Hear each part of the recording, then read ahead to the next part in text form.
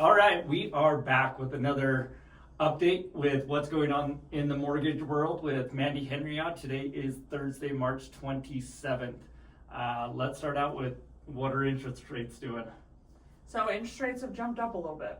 Okay. It's really fun in the market when the media finally comes to the table and they realize that rates are down and they start promoting that rates are down.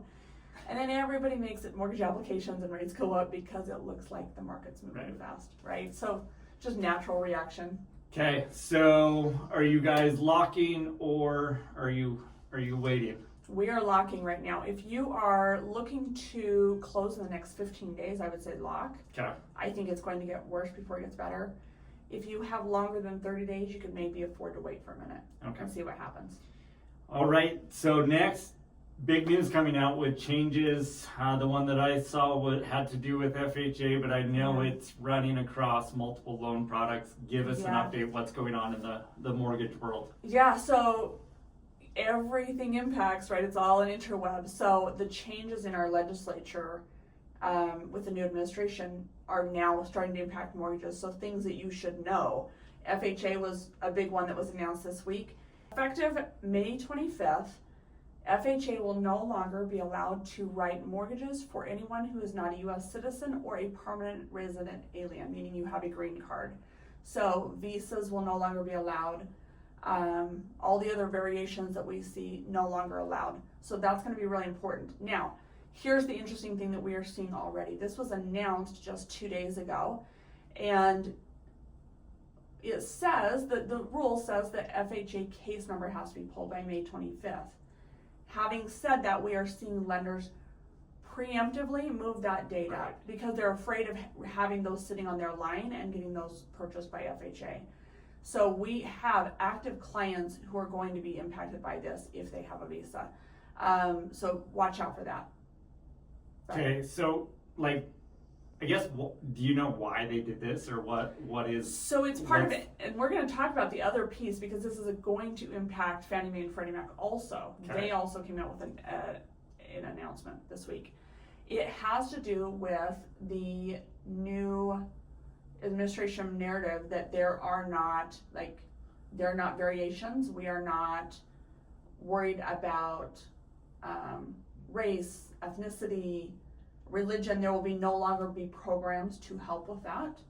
And really? Right? Wow. And so when you figure most people here on a visa are not citizens, it's basically that legislature coming forward and trying to impact all the other things because the government is saying we will no longer support anything that is enabling someone from outside of our country to buy a house here.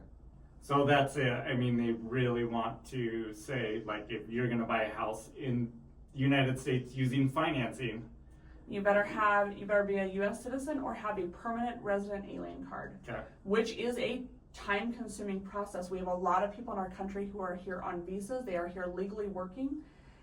It takes a lot of years to get through that process, and they haven't made it all the way through that chain.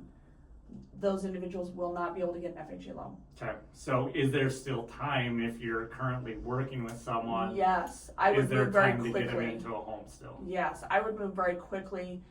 You probably are not in a position to look at new construction because you won't be able to wait for the property to be done. I would move quickly if you're in that category and you're thinking about buying. Got it. Any other changes or updates that we need to know about? So, same piece of legislature, same items coming on down to Fannie Mae and Freddie Mac. So the Federal Housing Financing Agency Director, Bill Pult, he announced this week that Fannie Mae and Freddie Mac are to terminate all special purpose credit programs. That is all down payment assistance programs. Wow. That is anything that relates to, because there are certain programs where we get affordable housing rates. We get a lower interest rate based on your income versus the zip code that you're buying in, right? That combination. They are terminating all of that. It will impact everybody immediately. So give me an example, of one of those loans So I have a client right now, and so this is interesting because that income level here in Salt Lake is right around $69,000. I have a client who single member household, right? She doesn't have dual income. She falls into that. She's buying a little condo.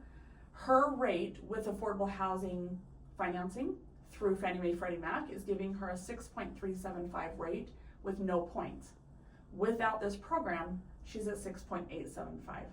So it will impact the affordability for all people who are just sitting kind of in those lower socioeconomic pictures, right? She makes a great income, but Right. these days if you don't have dual income in a household, it's pretty hard, Right.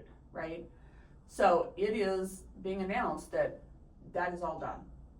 There will no longer be financing options to help people in those arenas get into housing. So, I guess, why do you think they're doing things like that? Because I mean, I thought they were going to come in and make housing more affordable. Is this remove some of these programs so the market crashes? Is it like what do you see of like what could be the pros? Like, because I know we're all going to scream at Yeah. the negatives, but what Yeah. are the pros behind it? Yeah, and that's the thing, right? Like, I don't want to get political, right? There's Right. two sides to this, and very honestly, I can see the argument on both sides. One of the things that is a narrative behind the scenes is that, and I don't know if everybody will remember this, but we went through this period where Fannie Mae and Freddie Mac came out with adjusted loan level pricing adjustments, and those are the adjustments that you to your interest rate based on your credit score, your what type of property, your debt ratios, all those things, right? It's the thing that impacts your interest rate.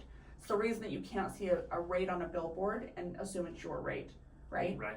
So a little over a year ago, they came out and they changed those loan level pricing adjustments and basically made it so that they were trying to make it more affordable for somebody who had a 680 credit score.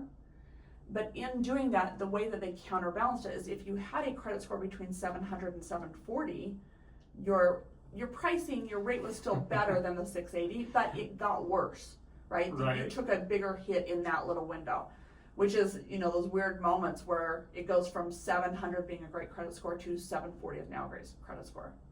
So part of what is going on is they're trying to pull that back, right? And say, okay, how do we do things where we are not punishing this group in order to help this group? Right. Hopefully we will see them recalibrate and rebalance, and this is just the beginning of that discussion and negotiation that we're seeing.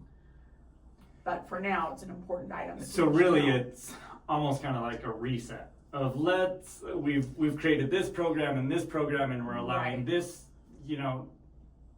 we're allowing, what am I trying to say? Like, we're allowing all these different exceptions to the rule. Right. Let's set the rule, And see where the let impact it is. reset, Right. and then we can And move forward recalibrate. with Right. something else. I do believe, I know that is one of the conversations that's been going on at the Housing Administration is, hey, this group of people took a hit to make it more affordable for this group. Yeah. That wasn't really fair either, right? We want to help people get into housing. I'm a little surprised to see them pull out of all of these programs, Yeah. but hopefully this is just creating a blank slate to go forward, I hope. Do you think that there will be any type of like state grants or things like that to try to counteract, or are we kind of tapped out on? I don't know. Here in Utah, we have so much fun, so many of the funds going towards new construction Okay. that I don't know that if we'll see the cities be refunded. So used to be all of our cities had grant programs to help with down payments. I will say the income limitations on those are very restrictive, and that has been a struggle here in Utah. Okay. Well, anything else? I mean, lots of things. Aren't I have fun? Like, Yeah, like lots of things going on in that side. So if you're looking at buying a home, honestly, like get educated right away to understand, like you may have a lot more urgency than what maybe you thought. And so if you have any questions, feel free to reach out. Let's get caught up on what's going on and then make a plan to go forward.